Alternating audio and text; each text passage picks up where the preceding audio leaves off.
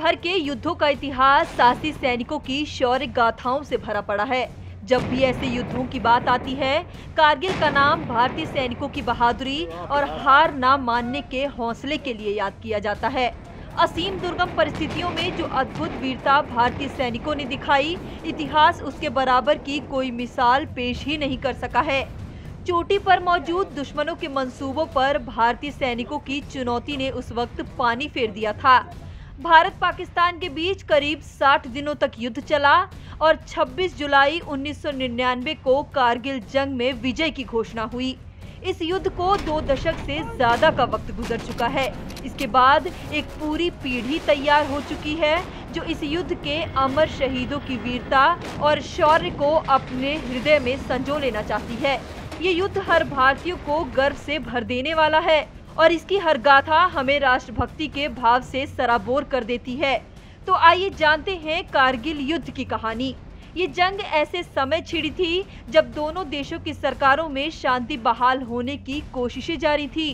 तत्कालीन प्रधानमंत्री अटल बिहारी वाजपेयी पाकिस्तानी पीएम नवाज शरीफ के न्योते पर लाहौर गए, मगर दूसरी तरफ पाकिस्तान ने पीठ में छुरा घोंपते हुए कारगिल में हमला करने की साजिश रच डाली। कहा जाता है कि इस साजिश के बारे में खुद नवाज शरीफ को भी नहीं पता था। दरअसल कारगिल पर कब्जे की साजिश कोई रातों रात नहीं रची गई थी। एक शीर्ष सैन्य अधिकारी के दिमाग में ये खिचड़ी कई बरसों से पक रही थी। इस युद्ध में भारतीय सैनिकों की शौर्य गाथा को चंद शब्दों में नहीं समेटा जा सकता। इसलिए इस पूरे घटनाक्रम को जानने और समझने के लिए दुनिया तक आपके लिए लेकर आया है कारगिल युद्ध की डिटेल में जानकारी।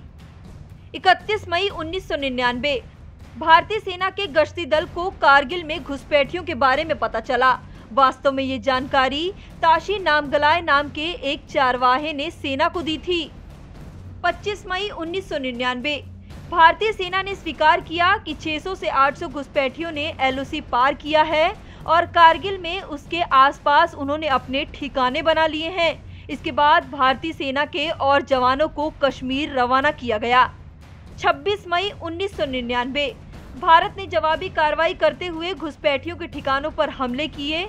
इसमें भारतीय वायुसेना के विमानों की भी मदद ली गई थी। 27 मई 1999 फ्लाइट लेफ्टिनेंट के नचिकेता का विमान मिग-27 आग की लपटों में घिर गया। वो पाकिस्तान के नियंत्रण वाले इलाके में जा पहुंचे, जहां उन्हें युद्धबंदी बना लिया गया। इसी दौरान एक अन्य मिग-21 विमान को मार गिराया गया, जिसे स्क्वाड्रन लीडर अजय आहूजा उड़ा रहे थे। इसमें वो शहीद हो गए। 31 मई 1999 तत्कालीन प्रधानमंत्री अटल बिहारी वाजपेयी ने पाकिस्तान के साथ युद्ध जैसी स्थिति का ऐलान कर दिया। 1 जून 1999 तत्कालीन रक्षा मंत्री जॉर्ज फर्नांडिस ने घुसपैठियों को पाकिस्तान वापस भेजने के लिए सुरक्षित मार्ग की पेशकश की, जिस पर विवाद भी पैदा हुआ। इस बीच पाकिस्तान ने हमलों को और तेज कर दिया। भारत पाकिस्तान के बढ़ते तनाव के बीच फ्रांस और अमेरिका जैसे देशों ने पाकिस्तान को नियंत्रण रेखा के उल्लंघन के लिए जिम्मेदार ठहराया। 3 जून 1999 पाकिस्तान ने फ्लाइट लेफ्टिनेंट के नचिकेता को सद्भावना के तौर पर भारत को सौंप दिया। 10 जून 1999 पाकिस्तान ने जाट रेजिमेंट के 6 सैनिकों के शत-विशत शव भारत को भेजे। युद्ध में एकमात्र महिला सैनिक मेजर डॉक्टर प्राची गर्ग कारगिल युद्ध के दौरान सेवा देने वाली एकमात्र महिला मेडिकल अफसर हैं। प्राची कहती हैं, 13 जून 1999 का दिन मैं कभी नहीं भूल सकती। लगातार फायरिंग हो रही थी, कई अफसर मारे जा चुके थे। डिवीजन के हेडक्वार्टर तक पाकिस्तान के घुसपैठिए आने की अफवाह के बीच क्रॉस फायरिंग चल रही थी। हम उसमें फंस चुके थे, पर शायद भगवान हमारे साथ था। हम नाले से होते हुए किसी तरह बच बचाकर ब्रिगेड हेडक्वार्टर पंद्रास में पहुंचे। वहां 20 कैजुअलिटीज इंतजार कर रही थीं। कई मृत सैनिक के शत-विशत शरीर, मंजर ऐसा कि बयां करना मुश्किल। अकेली महिला होने के बाद भी मैंने हौसले को डिगने नहीं दिया। 13 जून 1999 भारत ने इस दौरान बड़ी कामयाबी हासिल करते हुए सामरिक रूप से महत्वपूर्ण तोलोलिंग चोटी को फिर से अपने कब्जे में ले लिया। तोलोलिंग के ऊपर दुश्मन अपना कब्जा जमाए हुए बैठे था। इस तोलोलिंग की पहाड़ी को अपना भारतीय सेना को दोबारा कब्जा करने के लिए भारतीय सेना की तरफ से 18 ग्रेनेडियर को नियुक्त किया गया था, लेकिन दुश्मन की मजबूत पोजीशन और प्रभावित फायर के कारण 18 ग्रेनेडियर के मूवमेंट को रोक दिया गया। मूवमेंट केवल अंधेरी रात और खराब मौसम में ही संभव हो सका। तो कुछ चंद दिनों के प्रयास के बाद 18 ग्रेनेडियर इस तोलोलिंग के इलाके में अपना फर्म बेस बनाने में सफल हुई और 18 ग्रेनेडियर के साथ में 2nd राजरीफ को भी इस तोलोलिंग के ऊपर हमला करने का टास्क दिया गया। तो दोनों बटालियन ने मिलकर कई दिशाओं से इस तोलोलिंग टॉप पर हमला किया और अंत में विजय हमारी हुई और हमने इसके ऊपर दोबारा अपना कब्जा जमाया। भारतीय सेना ने अदम्य साहस और जांबाजी दिखाई, लेकिन कारगिल की लड़ाई में हमारे वीर सैनिकों की बाजुओं की ताकत के अलावा इस हमले में इस्तेमाल किए गए हथियार भी थे, जिन्होंने दुश्मनों के दांत खट्टे कर दिए। साथ ही सेना के साहस और उनकी ताकत को दोगुना कर डाला। जी हां, हम बात कर रहे हैं 77B बोफोर्स तोप की। स्वीडन के साथ हुए बोफोर्स तोप सौदे को लेकर देश में काफी विवाद हुआ, लेकिन इसी तोप ने अपना जलवा लड़ाई के मैदान में ऐसा दिखाया कि पाकिस्तानी फौजियों को अपनी पोस्ट छोड़कर भागने के लिए मजबूर होना पड़ा। सेना भी इस जीत की बड़ी वजह 77B बोफोर्स को ही मानती है। युद्ध के दौरान बोफोर्स गन जो है इंडियन आर्टिलरी की सबसे बेस्ट इक्विपमेंट साबित हुई। इसने दुश्मन के ऊपर न सिर्फ डायरेक्ट फायरिंग रोल बल्कि इनडायरेक्ट फायरिंग रोल में दुश्मन जो कि रिवर्स स्लोप पे छुपा हुआ था और जो फॉरवर्ड स्लोप पे भी था, उनको जो है कारगर फायर ले आकर बर्बाद किया। इसका फायर एक्यूरेट और इसके TNT की जो डिलीवरी करने की क्षमता थी इतनी सटीक थी कि दुश्मन को या तो बर्बाद होना पड़ा और या फिर हमारे जमीन को छोड़कर भागना पड़ा। बोफोर्स तोप की बौछार की बदौलत सेना को कवर मिला, जिसके चलते उन्होंने लगातार आगे बढ़ते हुए घुसपैठियों को मार गिराया।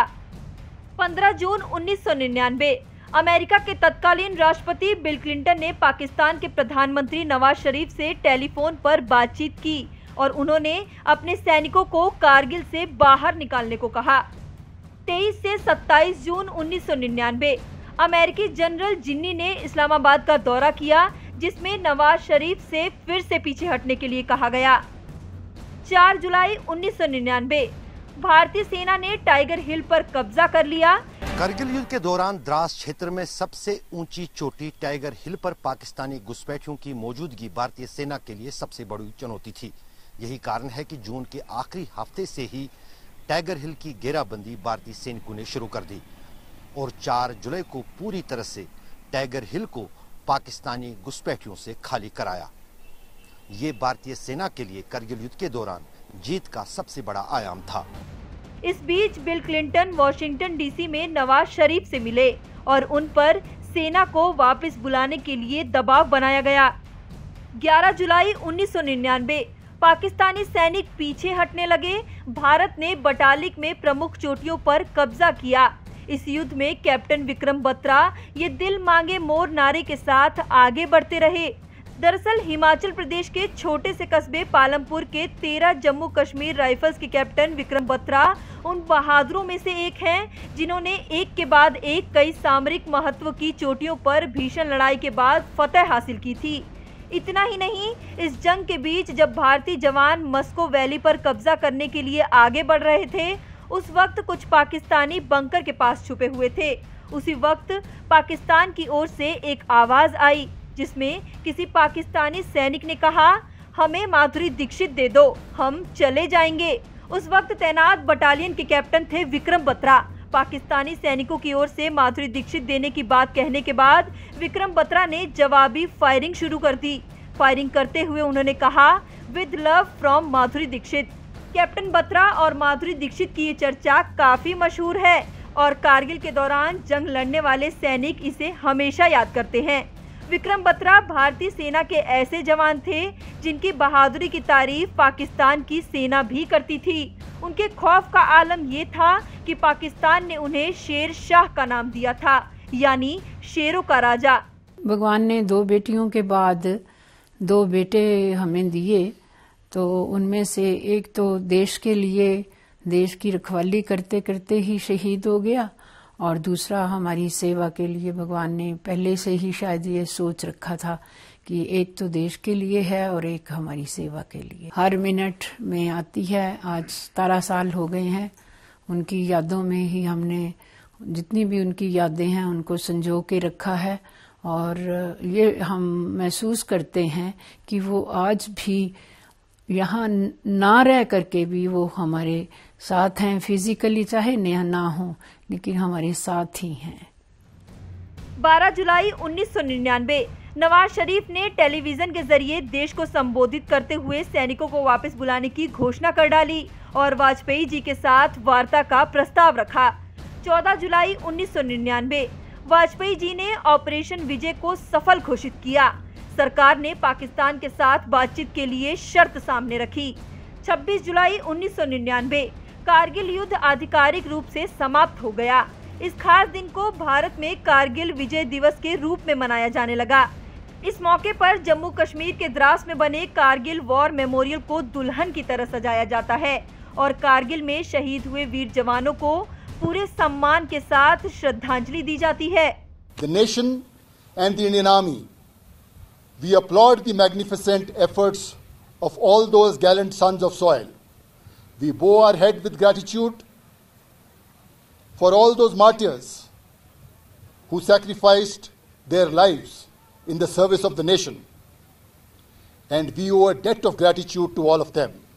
And on behalf of the entire nation, on behalf of the Army, on behalf of our command, I take this opportunity to thank all of them for their supreme sacrifices, their families who've been able to stand behind them.